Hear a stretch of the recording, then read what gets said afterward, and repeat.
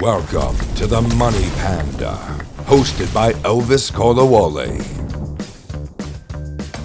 Welcome everyone, welcome to the Money Panda podcast. Today I have Abdullah, who is a big bull on Web3. Despite the changing tides, he remains very bullish, and I really love the energy he brings. He's involved in many different projects. How about you tell us a little bit about what you're involved in the Web3 ecosystem real quick? Yeah, definitely. Yeah, no, thank you for having me on.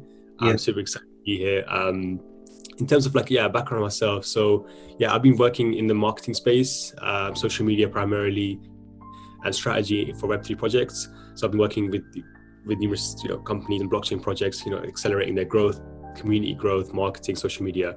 I've had the luxury of working with so many different interesting companies, and like you perfectly stated, I'm a big bull when it comes to Web3. I always have been. I've been in the space since 2017, and since then I haven't really left.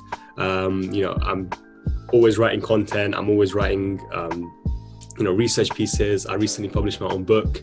I'm really active in the space, and I'm really passionate about the benefits of blockchain, the benefits of decentralized tech, and how it can open the world, decentralize the world, and unlock the new economy. Excited to be here and excited to chat some more. Awesome. And I believe, of course, your 5 years of experience in the space, and of course all the research you've done put you in a perfect position to give a real objective comment on the topic at hand, which is stablecoins, which I believe is the big elephant in the room when it comes to the Web3 ecosystem. So, of course, in the context of the crash that happened recently concerning USD, I think it's quite important to see how important stablecoins are to the ecosystem. I do know, for example, how I feel stablecoins are important to the entire ecosystem, but to you, why do you feel stablecoins are very important? Yeah, well, stablecoins are one of the key things in the crypto Web3 ecosystem, because they're effectively the key liquidity provider for a lot of the cryptocurrencies. So people need stable liquidity. Businesses, institutions, retail, even people like you and me. We need certain holdings that are stable, because crypto is volatile. There's a lot of risk attached to it, and if you're a business, you're conducting transactions, you don't want to lose on volatility. So I think stable coins are really key for retail and institutions. And with some of the biggest stable coins right now make up the biggest market cap in the whole of crypto. So they're vital for the space. We obviously have different types of stable coins. We have centralized, we have decentralized ones. But in essence, I think the concept behind them and their usability, their functionality is vital. And without stable coins, we wouldn't be here, because stable coins are allowing institutions to enter the market. They're allowing big players, market makers, liquidity providers, all these kind of different frameworks to enter the market in a safe, secure way. And I say secure with a pinch of salt now, because seeing as what's happened quite recently, it has really opened the world of how does a stablecoin really work? Is it safe? Is it really secure? So there's a lot of questions now, I think, that you're going to ask as well. Is that are we safe to use stablecoins? Because there's so many different ones right now. Each one is touting their stability. Even with UST, we saw that their founder was on Twitter all the time, touting how secure it was, how secure it was, basically in a sense that they would never lose its peg. We obviously saw what happened quite recently, the whole situation with Terra, the Luna ecosystem, its collapse, one of the biggest collapse, I think, in crypto history. And I think if you compare it to the 2008 financial crash, it was bigger than Lehman Brothers. We in crypto, we seem to quickly forget things, but I think it's really important to know that some of these crashes are bigger than anything that's happened in the financial system. So I want to get your take on that. So you really actually think this was our Lehman Brothers moment, or you think there could be something that could be bigger? The cryptocurrency Lehman Brothers moment. I think it could be, but with the way the ecosystem is kind of positioned, is that there's no single point of failure. Whereas in the financial system, the Lehman Brothers moment was quite significant. significant because it was the fall of the biggest hedge fund, the biggest, one of the biggest banks at the time. But with crypto, what the beauty of crypto is that if you notice, Terra collapsed, and Terra was one of the largest ecosystems in the space, but crypto seems to be going on as normal. And that's the interesting thing, is that crypto is, when you're a decentralized economy, you have less room for failure in terms of single point of failure. So if a single ecosystem goes down or something fails, then you have others that take over and take its space. So there's definitely more robustness when it comes to crypto and Web3. And that's something that, I want to emphasize on, is that, this by size is comparable, even bigger than the Lehman Brothers moment, but by the effects, it's not. Because crypto seems to be going on as normal. Obviously, time will tell in terms of how regulations play a role, how other stablecoins fare. But for now, I think even with one of the largest collapsed ecosystems, which is Terra, crypto seems to be going on as normal. There doesn't seem to be a huge knock-on effect. But obviously, time will tell. This is still very early days. There's a lot of VC funds. There's a lot of exchanges that were heavily bought into the Terra ecosystem, and they will come out and they will obviously do a post-mortem in terms of what happened to them. So yeah, it's still obviously a developing situation, but yeah, definitely with it really has showed as well in a positive way that crypto is really robust, and there's no single point of failure, as long as we see it right now. It's great you say that, because I think the very ethos of the blockchain is that there is never supposed to be one single, there is not supposed to be like a single point of failure that could undermine the entire system. It's supposed to be robust enough to survive plenty of shocks from different angles, and but when you look at it at the same time, the idea of stable coins is to be able to be one of those hedges against volatility, as you said, and it is to be stable, end quote, to actually be stable, end quote, and to be one of those guardians of the stability of the entire ecosystem. So with this in mind, what do you think they're doing wrong? I think in a way it might be obvious to me, but just tell us, like, what do you think, for example, the biggest players are doing wrong right now? Yeah, sure. I think the biggest problems right now lie with transparency. That's something that I think is the biggest. I think across the board, whether it's centralized or decentralized, I think transparency is the key thing that's lacking. And to people like myself, people like yourself, I think we just need, the retail community just needs a little bit more of assurance that the collateral that's backing these stable coins is there. And if it's under collateralized, then they should be very specific and specify that. And if it's over collateralized, they need to tell us what it is backed with. So I think certain companies are quite good with that. With USDC, the company backing that Circle, they obviously publish a lot of audits, and they're backed 1-to-1. Even Tether, they do publish audits, and they are redeemable. I think even during the crisis over the last few weeks, with Tether, I think over 10 billion has been redeemed. So there is definitely money backing it. But I think what the community needs, and I think I speak for a lot of the community here, is that we need stability and we need professionalism in terms of provide a source of your funds, right? I mean, every stablecoin saying we're backed by something. Either we're backed by crypto, we're backed with cash, we're backed with paper, commercial paper, whatever. But I think it just needs to be very simple, and it just needs to show what are you backed by. If you're not backed by something, be very clear with the people. Don't lead them on. And in the case of UST, we saw basically something called like a death spiral play out, because it was backed by essentially its native currency, which was Terra, Luna. So what happened was that with the way it was functioning is that UST could be burnt for $1 of Terra, and it was like an arbitrage opportunity for people to make money. But basically that got quickly exploited, because as the price of UST kept going down, people kept burning UST for Terra, and then they kept selling Luna as well. And then when that kept happening, both cryptos were collapsing. So in the case of decentralized algo stablecoins, that's something to take into account, is that they need to be heavily over collateralized, and they can't only be collateralized by one currency. In the case of Terra and UST, they were collateralized by, I believe it was obviously by Luna, and also they had like a small amount of BTC reserves. Now the BTC reserves was a good choice, right? Because you need to be collateralized by multiple currencies, because you don't want to be, like we're talking about single point of failure. You don't want a single point of failure. If Luna collapsed, then UST collapsed, and that's what happened.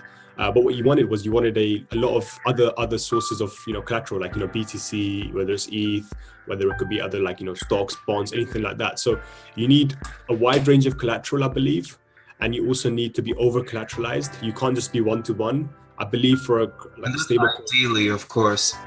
Ideally. Yeah, I think up to like 3 to 5 times your market cap, you should be collateralized, because when it comes to algo stables, there's a lot of fluctuations with the market, and you need to know that in the case of slight depegs, you're able to quickly restore the depeg. If you don't quickly restore it, it can be a death spiral moment, and that's what we saw. Yeah. So I want to like point out an example. Now that you speak about DPEGs and actually collateralizing these assets, it reminds me a bit of the American dollar and the gold standard, how that was like quickly removed, and then nothing exactly happened. There wasn't necessarily accountability from the point of the dollar or the Fed. And I feel like there might be a similar case where there is a lack of accountability. Say if it turns out that most of these assets simply do not have enough assets backing them, how do you feel we can reverse this? Because I mean, for me, I feel Web 3.0 should be a bit of a new start when it comes to the culture of like financial practices. We should, when we say, okay, something is collateralized by, say, an asset, the asset actually has to exist. When somebody actually audits your firm, at least the audits have to be believable. You have to actually believe that, hey, one US dollar actually backs one stable coin. We actually do have to believe these things, and we do have to believe that there is enough accountability. So what do you think we can do going forward to make sure that we do have accountability, they do fix up on these issues? Yeah, I think you mentioned audits. That's something that's going to be quite crucial. I think audits is going to be one. I think greater accountability is going to be another one as well. That kind of leads into that as well. More responsibility. So we don't want a lot of these founders and a lot of these project holders are they're very cocky, they're very arrogant online on Twitter. That can lead to attacks. I think it was Duquan who basically put out a tweet saying I dare any billionaire to come attack or something like that. Looks kind of etched in your memory. Yeah, I mean, and look what happened. So you like this cockiness, this arrogance is not it's not the true flavor of crypto and the Web3 ecosystem. That has to go. I think I touched upon it earlier as when I said professionalism. I think we definitely need a lot more professionalism in the market. And this is where this is an interesting conversation I think we can talk about as well, is that the importance of regulations. A lot of people have been talking about regulation as in they're going to ban everything, they're going to remove everything, but I think some level of regulation and some level of regulatory compliance is needed, especially when it comes to stablecoins. I do feel that stablecoins particularly have to follow a certain amount of they should follow a certain guideline in terms of how they can operate, how they can communicate to the public, how they're backed, and if they're even able to operate in certain countries. So I think stablecoins it's a really specific matter, and I do think some level of regulation is needed, because even with some centralized coins like Tether, there's still a lot of controversy around them, and I think it needs to be put into bed. Because I think even back in 2007, Tether was people were talking about Tether it's not back. There's a lot of controversy around it, and they're still here today. And I do think that Tether is actually one of the most safe, probably one of the most safe stablecoins in the industry. But I think they need to put the controversy to bed. Be accountable, be regulated, and regular audits, and basically just be more inclusive in the ecosystem. It's not about I'm better than you, you're better than me. I think stablecoin providers and stablecoin projects have to come together, and they have to find a way to kind of unite and reduce that single point of failure, and have multi-layer support in terms of you have backups in case that certain things happen. So I think as an ecosystem as a whole, and as like crypto as a whole, we need the stability of stablecoins. Yes. To succeed, because without that, then there's too many holes, there's too many doubts, and people are not going to be that. Yeah. And okay, now that you speak about regulation, because you're not the only one that mentioned it, I had a guest also that mentioned the the possibility of regulation. In fact, he's so pro-regulation that he feels that heavy regulations instead of just moderate regulations is what's required, even though for no other asset aside stablecoins, just because of the liquidity. And of course, you know that, of course, every nascent technology like this is heavily dependent on the stability and liquidity, two very important things. And then for that reason, it feels like the sort of oversight that, say, a central bank denominated currency could provide could soon probably usurp a stable coin, which I think is kind of a shame, because I mean the entire point was to make sure that, you know, we don't have that kind of oversight, or at least the vision of the founders. Or wherever Satoshi is, he must be rolling around thinking, oh my God, there are people out here thinking central banks are going to save us. But then it feels like, you know, that really might be what it takes to like get everybody in line. Do you actually agree with that?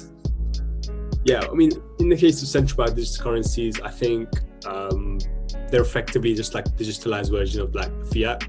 Yeah. So I don't think it's Satoshi's vision at all. I don't think it's, you know, I don't think it really is cryptocurrency or blockchain vision at all. It's kind of shit.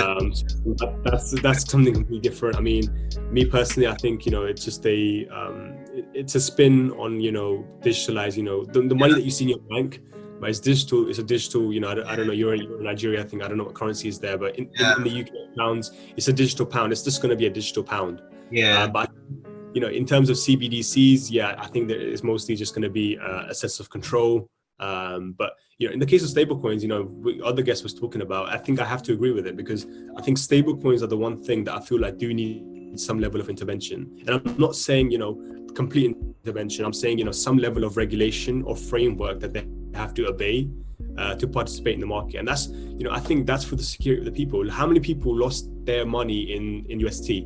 UST was one of the biggest stable coins in the crypto industry. I think it was over 10 billion at one point. I think it may still be over 10 billion of, you know, USD held at that time. That money is all gone now. And, you know, people unfortunately have lost their lives, and people unfortunately have lost their livelihoods. And they've, you know, it's not, you know, it's not a nice situation. Yeah. Situation. So those kind of things really do beg like the cryptocurrency community to come together and think, you know, do we need regulation? Because, you know, if this is harming the community, it's going to have knockball effects on other things as well. Yeah. So I think, yeah, definitely people should sit down, have a talk about how, you know, stablecoins should function, because I think we need them. There's no doubt about that. I think everyone can agree that we definitely need them. But how they operate and the frameworks in which they operate is going to be something that needs to be decided. Because like right now, I think it's like a bit of a mess. You know, there's a lot of, you know, even with Tron, I think you may have seen they came up with their own stablecoin, and they're giving out about 40% APY, and Terra was giving out 20% through Anchor. So it's like history could be repeating itself again, and I think we need to stop it dead in its track right now, so it doesn't hurt more people. I don't want to make comments on that, but I mean, well, let's just say I'm not quite the most confident. I don't want to. I'm trying to bash projects and all that, but well, to say, of course, like you said, we really need to reel it in. We do need some organization. I mean, the idea of a decentralized world, I mean, I think it sounds good in theory, but I think this is one of those cases where, you know, heads need to be together, leaders need to come together, form more conventions, more standardized practices that could, of course, protect investors and ultimately protect the ecosystem. So anyway, thank you so much for your time. Thanks so much for having this discussion. This was so interesting. I really love your point of view, and I love this sort of enthusiasm mixed with healthy realism you have concerning the future of the ecosystem, because the realism is really is important, even though I idealistically I'm still, you know, with the spirit of Satoshi, but you know, some of those things might need to be checked, you know, in order to like guarantee the future of the ecosystem going forward. So thank you so much for your time. Thank you for speaking with me on stablecoins, and we will take this up. I'm very sure we will take this up some more, like some other time. So thank you so much.